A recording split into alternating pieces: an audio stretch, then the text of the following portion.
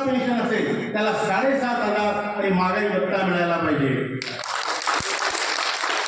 आपण जे तिथे फॉर्म्युले दिले केंद्रीय श्रम मंत्रीजींना की 1,000 रुपये आणि त्याच्या खालच्या लोकांना 36,60,000 लोकांना तुम्ही त्याची असलेली पेन्शन अधिक 6,500 फिक्स फॅक्टर अधिक वाय म्हणजे व्हेरिएबल फॅक्टर म्हणजे DA 1,000 अधिक 6,500 अधिक DA 500 असली तर 500 अधिक 6,500 अधिक DA 2,000 असली की 2,000 अधिक 6,500 अधिक DA.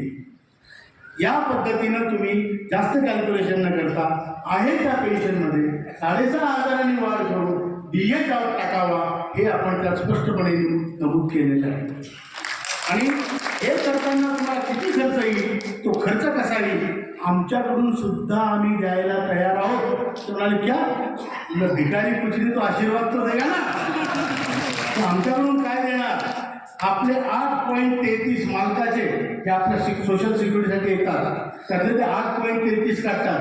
आम्ही म्हणलं त्याच्या मालिक 12% घ्या आमच्याकडून कॉन्ट्रीब्युशन वाढवा आणि आमची सिलिंग 15 ची 21 करा 25 करा म्हणजे तुमचा पैसा वाढेल. टेम्पररी तुम्हाला डीप येईल ग्राफमध्ये पण लॉंग टर्ममध्ये तुमचा फंड खूप मोठा वाढेल. ते इम्प्रेस झाले दोघेही श्रममंत्री सुद्धा आणि वित्तमंत्री सुद्धा की ही पहिली संघटना पालिकेच्यामध्ये द्यायचं आहे आम्हाला. म्हटलं आम्ही गव्हर्नमेंटला लुटायला नाही फक्त विरोधासाठी विरोध करायला नाही.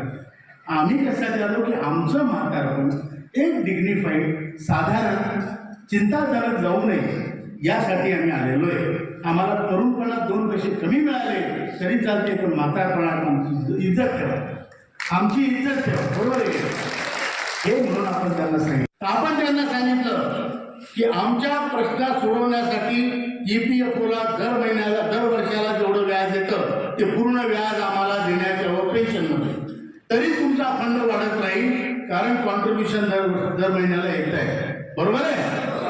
त्याच्यानंतर आपण सांगितलं वित्तमंत्र्यांनी आपल्याला भारत सरकार जी मदत करते उदाहरणार्थ श्रमयोगी मानधन योजनेमध्ये भारत सरकारचं 100% अनुदान आहे.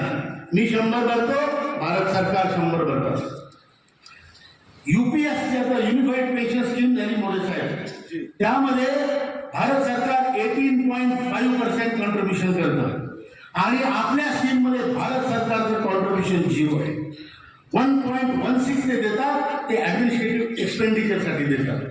तर आम्ही निर्मलाजींना आपल्या आदरणीय फायनान्स मिनिस्टरला वित्तमंत्र्याला अर्थमंत्र्यांना आज जोडून म्हटलं मॅडम हम आपके सौतेले लगते हैं बरोबर आहे नाही. त्या भारत मातेचे आम्ही सावत्र पुत्र आहे का नाही. आम्ही तेवढंच काम केलंय अजूनही करू पण आम्हाला मरताना डिग्निटीने मरायचं आहे. आम्हाला हताश होऊन लाचार होऊन मरायचं नाहीये. आम्हाला स्वाभिमानानं मरायचं आहे आणि उरलेल्या जिंदगीत स्वाभिमानानं जगायचं आहे बरोबर आहे नाही. कारण काय आज आम्हाला 1,000च्या खाली पेन्शन मिळणाऱ्याची संख्या 36,60,000 ज्यांना 1,000च्या आत पेन्शन 1,000च्या आत तुम्ही जगण्याची अपेक्षा करता एका म्हातारीकडून कुठली क्रूर व्यवस्था आहे. आणि ये जाती का रिश्ता नहीं धर्म का रिश्ता नहीं कर्म का रिश्ता है. कामगारों का रिश्ता कर्म का रिश्ता.